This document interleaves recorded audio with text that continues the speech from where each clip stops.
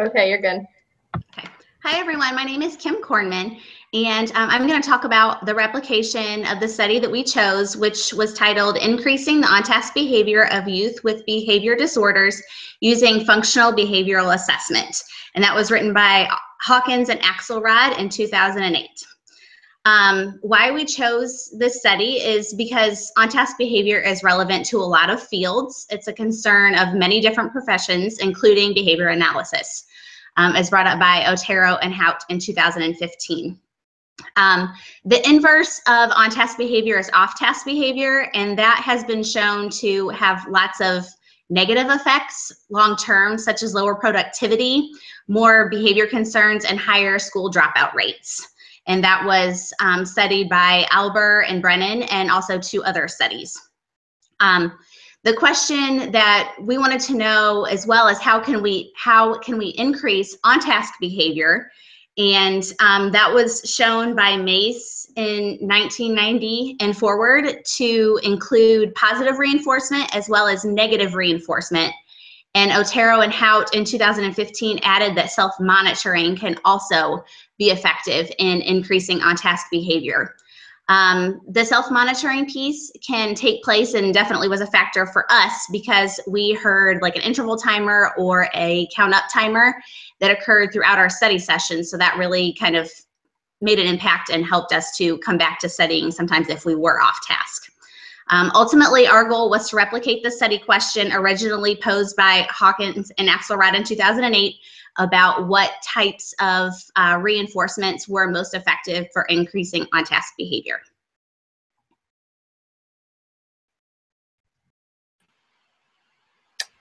Adero and Hout talked about 2 elements of self-monitoring, which are self-observation and self-recording. By pairing these elements, there's an increase of on-task behavior based on Adero and Hout's study. Implementing, like Kim had talked about, an interval timer allows for participants to take data as well as implement the intervention of on-task behavior. This current replication used, like Kim said, a 15-second interval timer.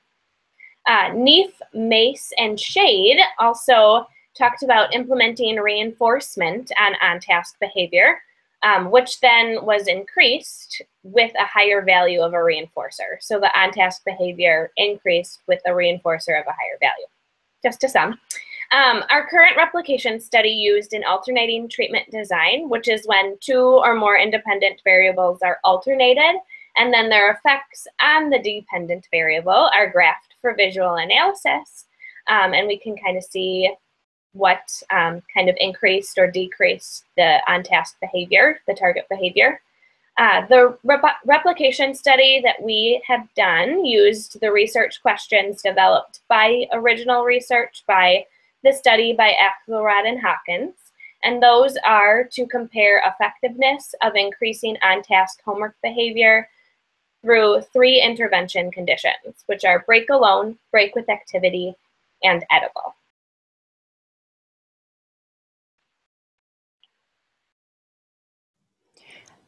To discuss the study further, let's introduce the participants. And the participants include 6 female graduate students initially. However, 1 student had to drop out because of unrelated reasons to the study. The remaining 5 participants began the study together and finished together. I myself is Julia, and I live in China. I'm employed full-time at an international school, at a high school, and I'm taking 2 online master's level classes. I'll pass it on to Alec to introduce herself. Hello, my name is Alec, and during the course of this study, I was taking 3 master's level classes, and I work as an RBT for a children's hospital. And I will pass it on to Hannah. I'm Hannah. I work currently as a senior staff with an in-home ABA company. I'm taking just 1 master's level course this semester.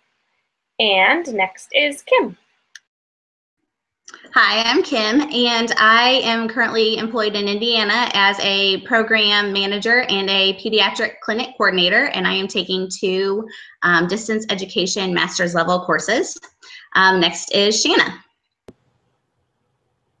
Hi, my name is Shanna, and I'm a full-time master's level student. I live in Washington, D.C., and I work as a lead ABA therapist for an in-home intervention program. And I believe I'm passing it back to Julie. Okay, thanks everyone. So now that you've met our participants, I'll explain the study a little bit further. All participants engaged in a 60-minute study session for 5 days each week. The time of the studying was chosen by the participant, and the type of studying, whether it was a reading assignment or a typed assignment, was also chosen by the participant. Study sessions took place in the participant's home or maybe at the kitchen table in an office, but once the location was decided at the beginning of the study, that remained consistent until the end of the study. In the original study, a functional behavior assessment, an FBA, was used to identify the relationship between the on-task behavior and the students. The original study suggested that escape was from a demanding tasks was the reason for the students' behavior, the students' off-task behavior. So in this replication study, we considered conducting an FBA, but we chose not to because as students studying applied behavior analysis, we can analyze the function of our own behavior, and we also considered that if we conducted an FBA, the contingencies of the study may change, therefore the replication may be less accurate. Based on each participant's previous experience with online master's degree classes, we determined that all participants already had the necessary skills to complete the homework assignments and to work on task for 1 hour.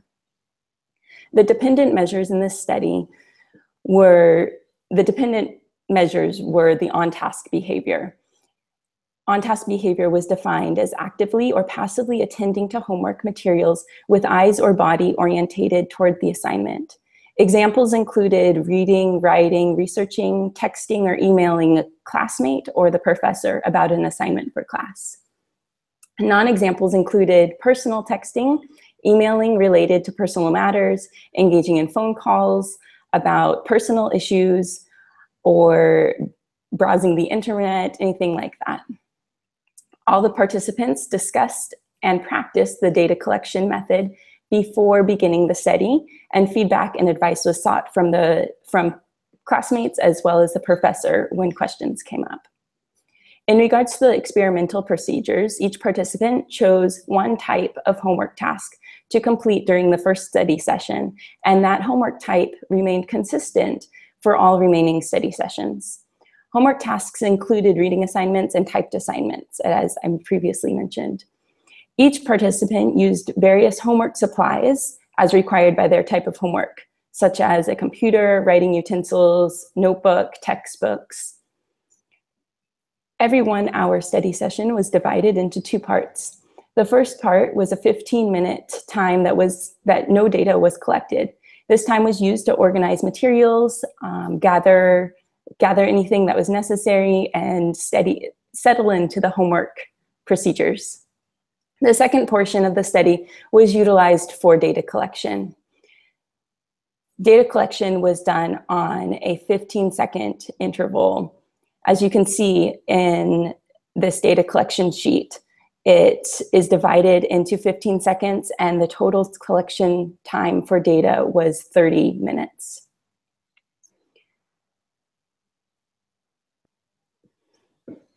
A count-up timer was used to keep track of time. It was usually conducted on an electronic device such as a computer or a cell phone. After baseline data were collected, the information was checked to make sure that the trend was stable, and then the treatment phase was initiated. Each participant was exposed to 3 conditions during rotating study sessions, starting with contingent break alone, then contingent break with access to preferred activity, and finally contingent access to preferred edible. The reinforcement for each condition was only provided upon the participants' completion of 10 minutes of uninterrupted on-task homework behavior.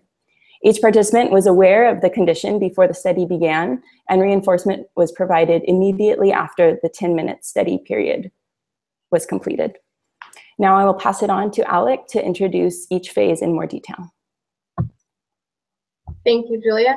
As Julia mentioned, baseline data was collected by each of our participants in this replication study. Baseline data was recorded for a minimum of 5 days, but continued until each participant received a stable baseline.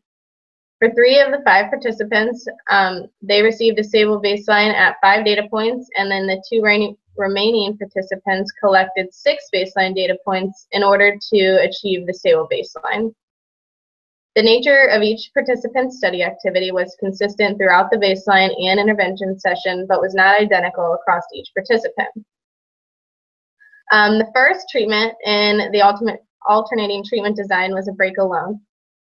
Participants received a 5-minute break alone to sit by themselves after they had completed 10 consecutive minutes of on-task behavior as defined by the definition.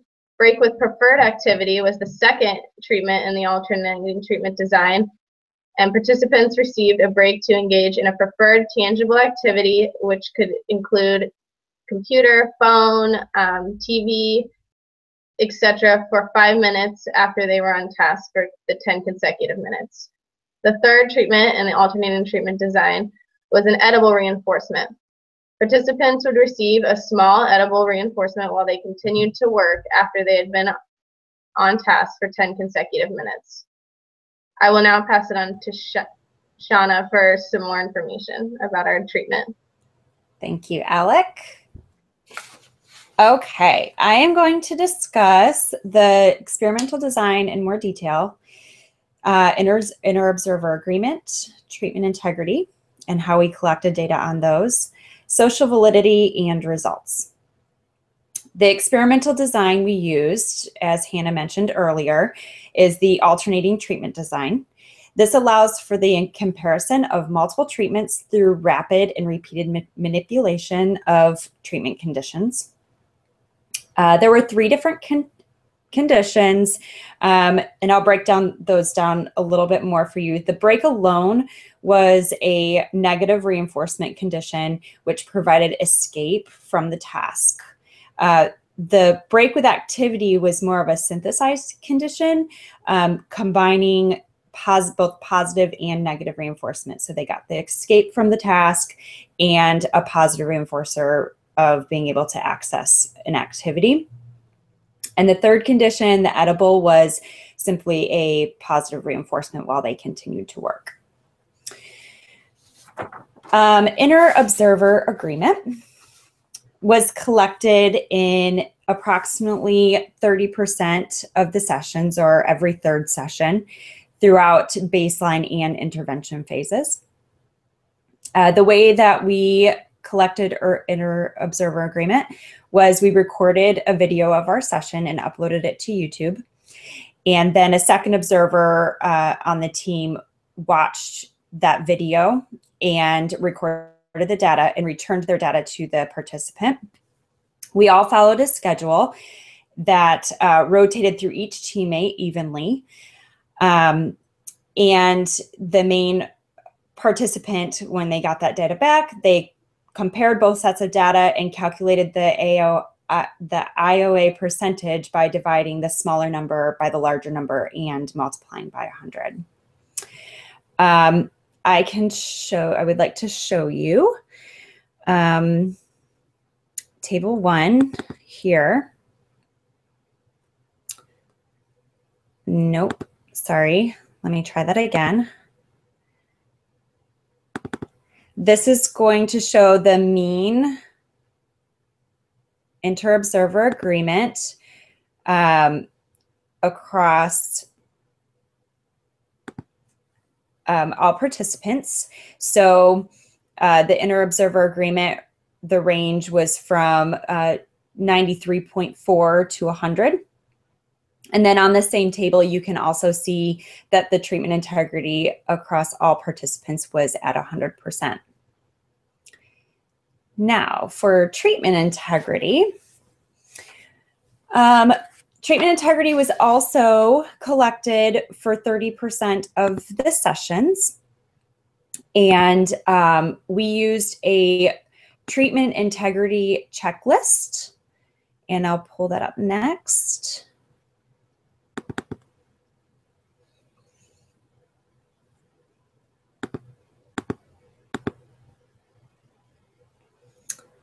Can you see the treatment integrity checklist? I can't tell. You can. Okay, perfect. This treatment integrity checklist was created by the team, and we utilized this for while we took inter-observer agreement.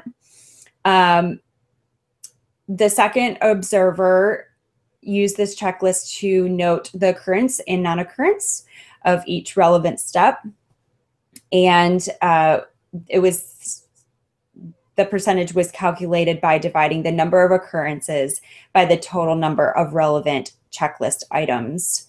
Now, I found that this document here was really valuable for us, especially because we were recording our sessions and sending them, and they weren't live. It was different than it would be doing live observation of a participant. For example, we would have a 15-minute timer going, and we wouldn't record that entire time because then it would be difficult to upload that video. So we mentioned in our video that we were recording a 15-minute timer, and we had been recording using a 15-minute timer without taking data. And I think this treatment integrity just gave us an additional stimulus to help the participants remember to do each step of the treatment as it was intended. All right, now we're moving. I have one question. Yeah. So maybe you might have mentioned and I missed it. So the IOA, the video that you uploaded for YouTube for the other person to code, was that for the entire 30 minutes or 45 minutes of your session, from the few minutes that you had set out for setting up and then the 10 minutes and the 5, everything, the whole thing, or was it just the snapshot? Nope, it was the whole thing minus the 15 minutes of getting ready time, because there was no data taken during that 15 minutes. It made the files really big, and they were already a little bit difficult to upload. We figured it out by the end of the semester, a smooth way to do it. But we did not record during that first 15 minutes because there was no data collection being taken. And then during the 5 minutes, did they just watch you have your snack and watch your video or whatever? Yeah, it was really entertaining. Yeah. Okay. All right. But actually pretty good because even though there were no data taken during your breaks, but it was important to know that it was a 5-minute break from the treatment integrity perspective, that it was a 5-minute break, and that you actually took the kind of break that you were supposed to take for that condition, and that you didn't. I think it was a really nice step of you to make sure that was included in the entire session's IOA. That was pretty neat. Mm-hmm. Great. Okay. Thank you. Thank you. Okay, so now I'll talk a little bit about social validity. And I have a questionnaire that we used, so I'll pull that up while I talk about it.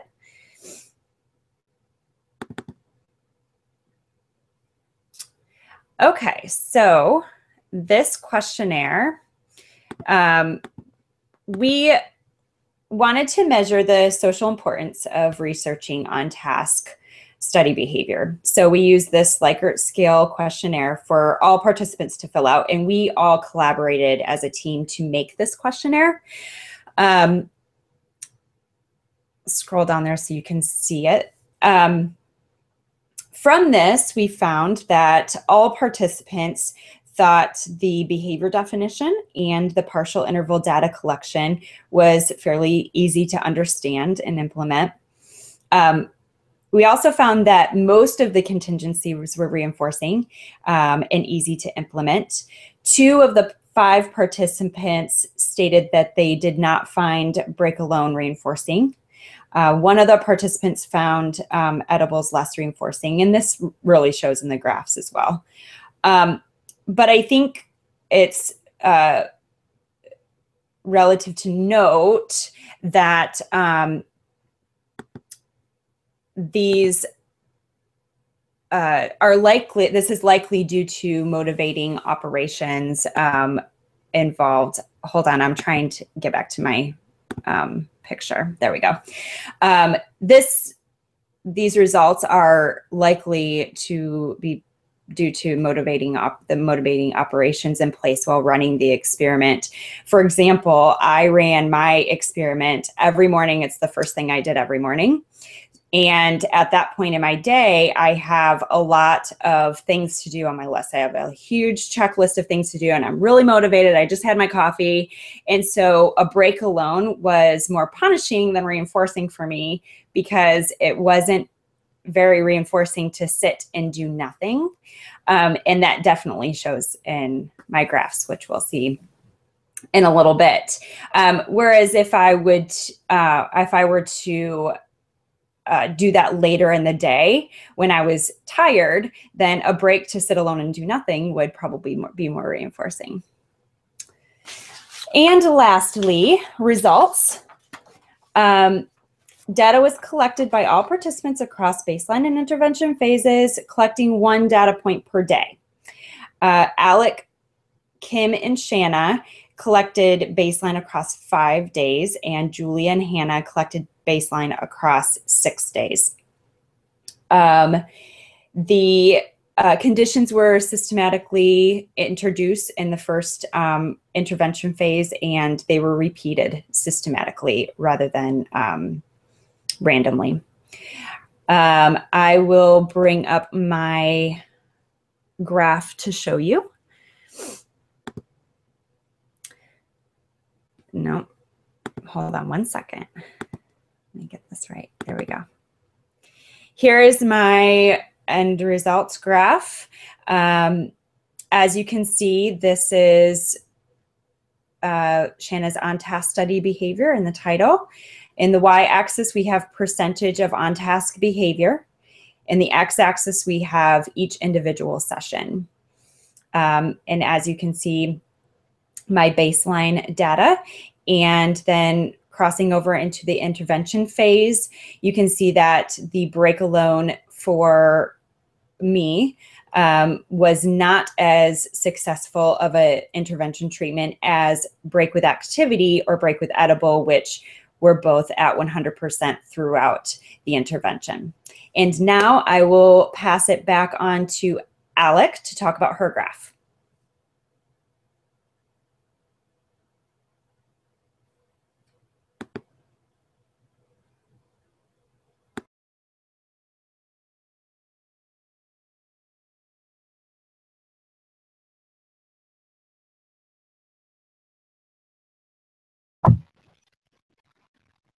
Okay. Can you see my graph? Yes. Okay. As Shanna mentioned, the formatting on our graphs is consistent and the same across. So my title and both my Y and X axis are the same as Shanna's.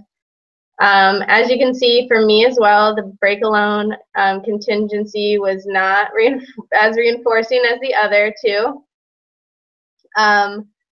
My data for that demonstrates that it was less reinforcing for me, in particular because I had a mean during break alone of 89.6%, which was the closest of all the contingencies to my baseline data of 83.6%.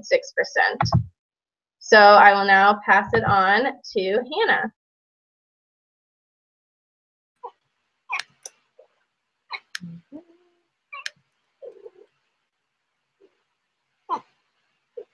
All right, here is my graph. Can everyone see it on the big screen? Okay. It's also consistent as well with Shanna's and Alec's graph. It looks like my edible condition was much more reinforcing than break alone or break with activity. I usually did it around lunchtime, and I typically waited to eat my snack. So that definitely explains that.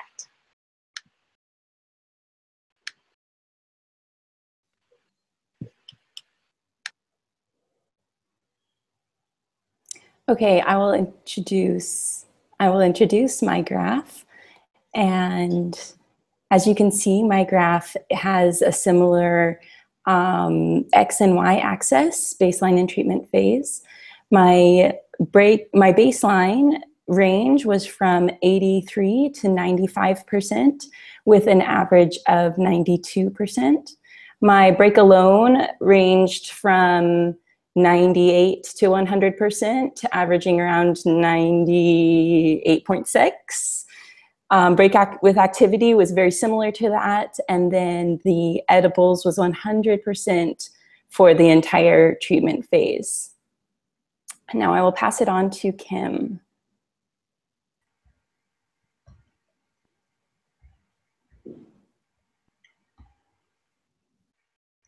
Okay, my graph formatting is all the same as all the previous participants.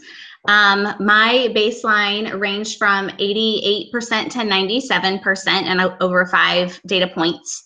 My alone condition was the most reinforcing for me, and that ranged from 98 to 100% with a mean of 99.5%. The preferred activity ranged from 97 to 100% with a mean of 98%. And the edible condition ranged from 95 to 100% with a mean of 98%.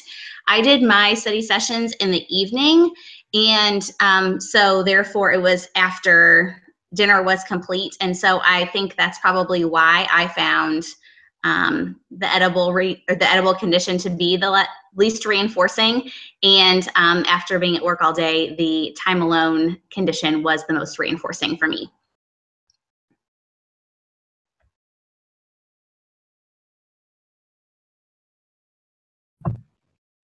I will now do our overall discussion of our study and our conclusion. So overall, all the 3 reinforcement conditions were differently effective for our participants. However, as shown in the graphs and noted by each participant, Shanna and Alec show that they had increased on-task behavior with break with activity and the edible contingencies, but both decreased in their on-task behavior for the break alone condition. The other 3 of the 5 participants found that break alone was reinforcing, and Julia and Kim and Hannah's data resulted in an increase of on-task study behavior during all 3 conditions of reinforcement from their baseline conditions. There are various confounding variables that may have influenced the results in our replication study. These included the types of homework activities we participated in, the time of the day in which the data was collected, which days of the week the data was collected, and events that might have occurred before each study session. Each participant's specific type of homework activity to work on was different. So for example, Shanna chose to do reading assignments, whereas Julia chose to do typed assignments. Data on the time of day and the specific day of the week was not collected, and no data was collected regarding the events that occurred before the study session. So all of these variables are likely to have affected the participants' motivating operations, which would have a direct impact on their on-task behavior and the potency of the reinforcement that was in place for that specific session. Participants were free to collect data anytime during the day and anytime during the week, as long as it was collected for a total of 5 days.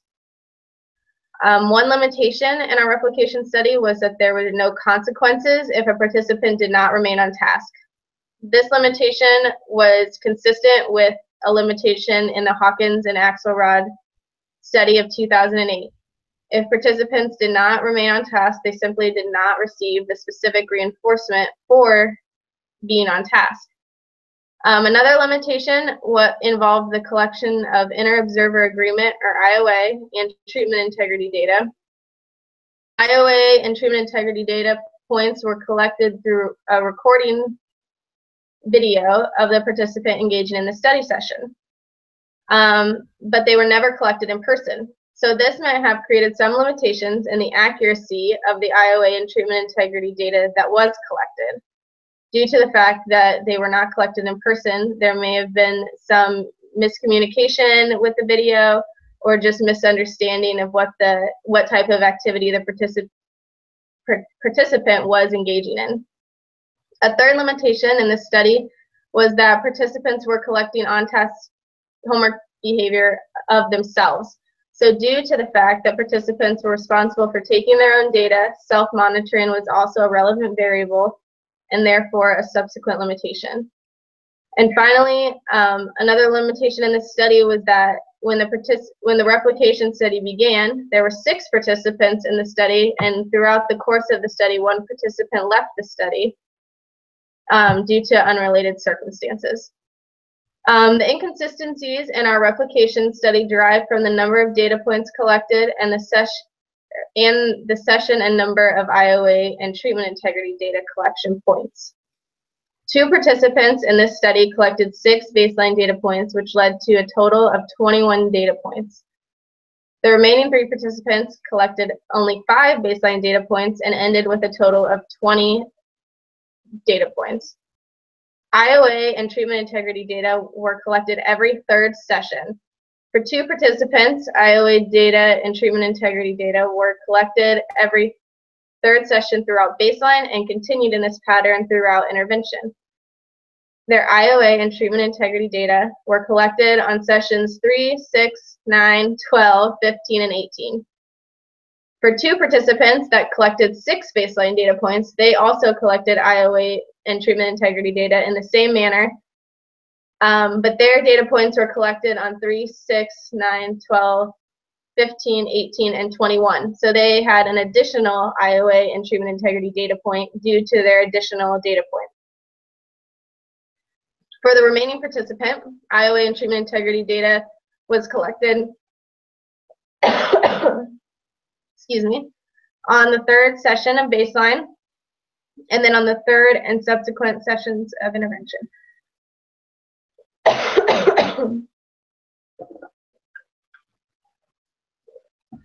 Her IOA and treatment integrity data was collected on sessions, I'm sorry,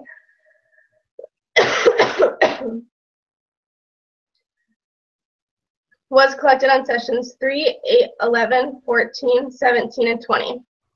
3 of the 5 participants collected a total of 6 IOA treatment integrity points, and the remaining 2 collected a total of 7 IOA and treatment integrity data. In summary, the present study closely replicates the findings of Hawkins and Axelrod in 2008, increasing on-task homework behavior of youth with behavior disorders using functional behavior assessment. Overall, a positive outcome of this study was that the data collection and reinforcement were fairly easy to implement and manage for each participant. This replication study also demonstrated that the 3 conditions of reinforcement were reinforcing and effective for increasing on-task homework behavior. Future studies related to this topic could design a study to determine which of the 3 reinforcement contingencies would be most effective in increasing on-task homework behavior. Are there any questions? I do. I have some questions. In terms of the original study, so did they find which treatment worked best for their participant, or were there participants in that study?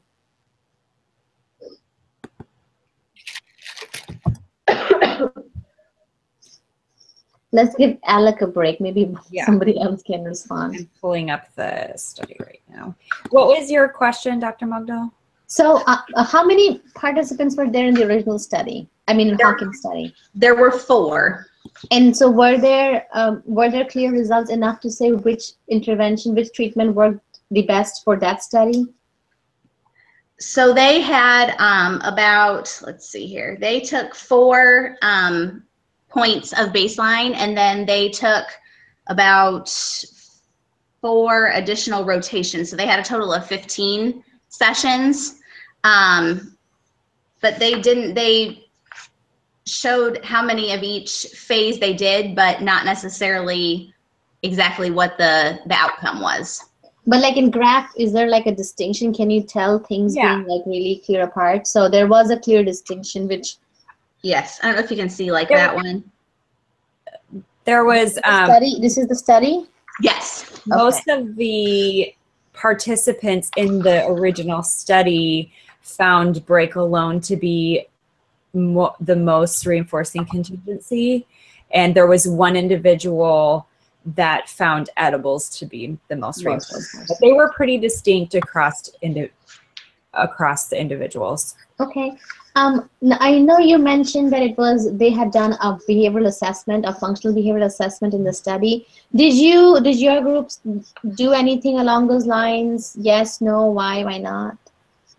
So we decided that we were not going to do a functional behavior assessment because we were trying to replicate the study exactly, and so we might find that actually the function of our behavior could be different from that of the study. And we also figured that as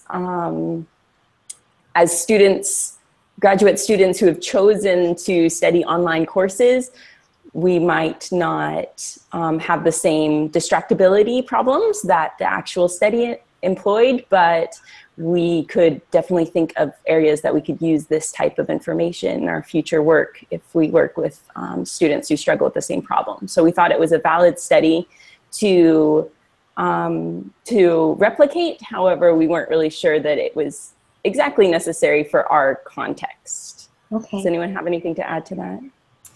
I think we also didn't do the FBA because the contingencies that they picked were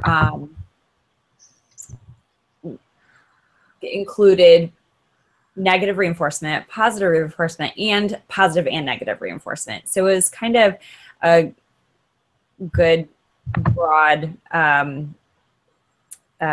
amount of different reinforcements. And so and in addition to what Julia had to say about we didn't want to get too far off track from what they were doing because we wanted to continue the replication study. Although I think if you would have done an FBA, I think it would have all just been like, well, first of all, you were all like high responders in baseline. So it's kind of, generally, it's the FBA is always done when there is more of a problematic behavior happening. So we don't really do FBAs on a skill that is already happening. We do it on, FBAs are done on, well, we don't do it on something that isn't happening as much as it should be. We do it on like, why is this happening so much? So you were already doing so much of the good skill. We didn't want to have, it doesn't make sense to try to understand a positive behavior because you're measuring doing on task. If you had tracked off task, FBA would be more relevant. And I think because you were so high responders, you all have fairly high baseline data, that it would be hard to then find the function of a behavior when the behavior is a desirable behavior. So that's how I would feel about that. One of you had a really long baseline, and it was just a really stable, long baseline. I wanted to understand why intervention wasn't implemented sooner for that. I think that was Julia. It was just like a really nice. Oh yeah, let me pull that up. So actually I had a so it was nice, but I was under the impression that we needed to have 5 stable baselines and actually baseline points. And my very first point was quite low, and then it became stable. So I wanted to make sure there were 5 stable points before moving on to my intervention. Okay, so you need 5 data points, and you expect them to be stable. So, but you don't need, like, you thought it's like 5 consecutive stable data points. But, you know, but that's not the case, because otherwise we would all be in baseline forever. So you want to aim for 5, and you know, then you kind of want to really look at stability patterns more towards the last couple. You know, if you had like a complete zigzag, then you would need to stay longer. But because it looks so beautiful so early on, that you could have changed the phase sooner.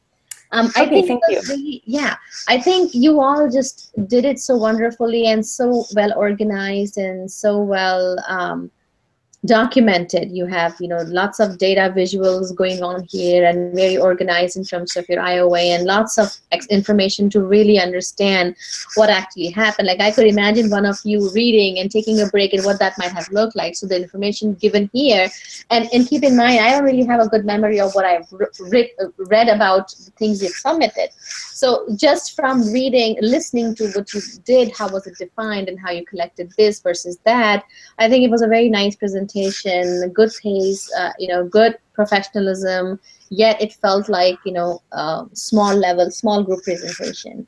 Let me see if there's anything else before. Oh, yeah, I was just curious, because you all, like, you know, obviously are graduate students, none of you have issues of distractibility, and this is a class you're choosing to take, so that matters how much you're willing to do it. If I think any of you had to do this because somebody else said, then I think your, you know, data would be much different. But were there any sessions for anybody where you didn't meet the criterion for your 5 minutes reinforcement?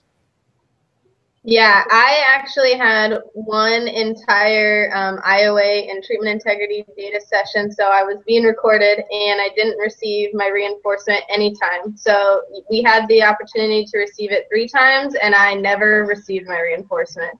Because you forgot, or like because you didn't earn it? Because I didn't earn it for the break alone contingency. Oh, it was break alone. So but you might have been just barely off task, because I mean, I didn't see anybody's data to be like really down towards the low levels. Yeah, if we were off task for even one like whole interval, then you didn't receive it, and then your 10 minutes started over. Got it. But my 10 minutes started over too many times. Cool. So I never. Yeah, I was just curious. I'm like, they're just all fabulous. I wonder if any one of them ever just. So if you weren't 100%, then you didn't, right? Okay. All right. So we can stay back and talk more about any questions that you have from this, but we can end the recording, so it's not a really big file.